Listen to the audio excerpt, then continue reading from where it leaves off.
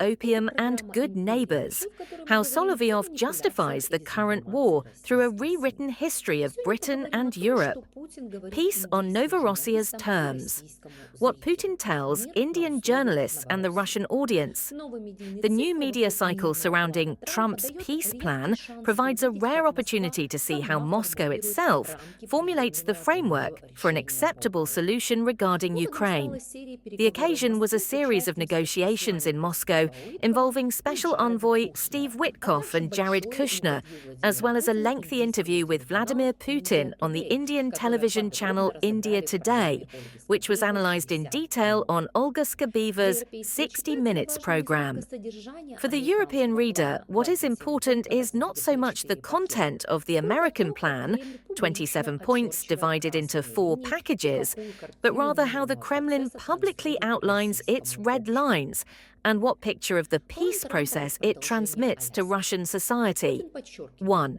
Trump's plan, as a continuation of Alaska Putin, emphasizes that the documents brought by Witkoff and Kushner largely rely on the agreements from his personal meeting with Donald Trump in Alaska.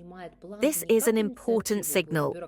Firstly, the Russian president shows that he perceives the plan not as an initiative of the bureaucracy in Washington or Brussels, but as a political extension of his personal channel with Trump.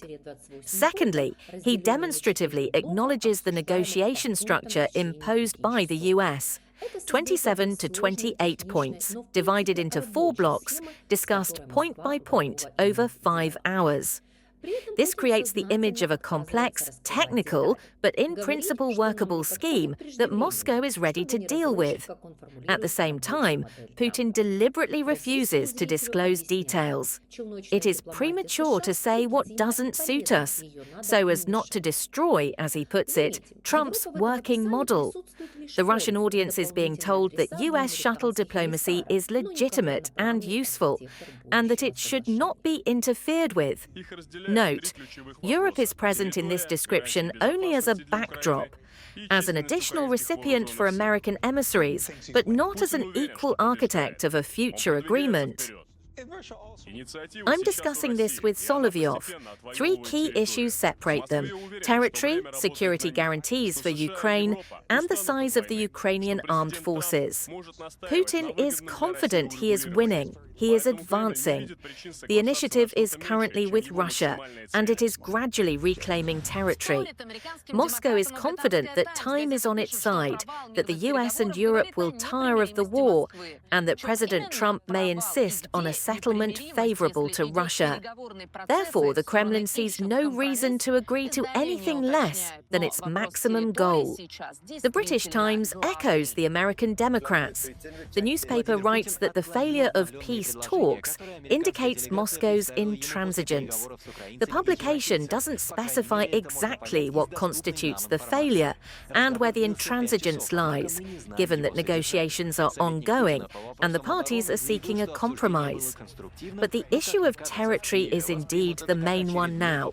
Vladimir Putin rejected the updated proposals that the American delegation presented to him after negotiations with the Ukrainians and Europeans.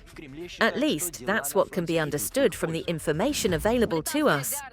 The conversation lasted 5 hours, but we don't know its content.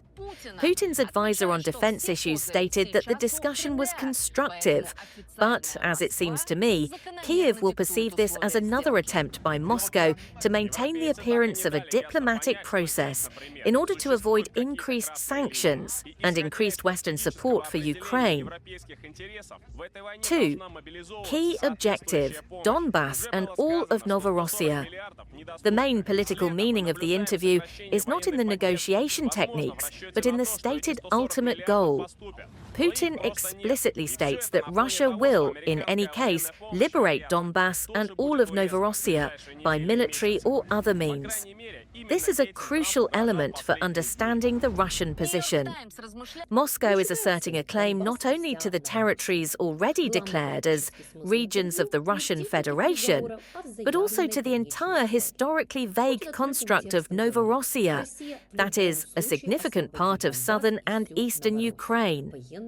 Within Russia, this is presented as a restoration of justice.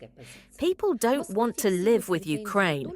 They went to a referendum. Kyiv allegedly preferred to fight and fought itself into this situation. For the external audience, a simple formula is presented. Either Ukraine itself leaves these territories, or Russia will achieve its goal by force. Thus, any peace formula that presupposes Ukraine retaining sovereign control over Donbass and the south is initially declared unacceptable. This is not a position for bargaining, but a declaration of the desired outcome. 3. The role of Trump, the peacemaker that Ukraine missed out on. In parallel, Russian television is carefully constructing the image of Donald Trump as the only Western leader capable of ending the war. According to the report, Trump considers the negotiations in the Kremlin quite good and sees in Putin a desire to end the war and return to normal life and trade with the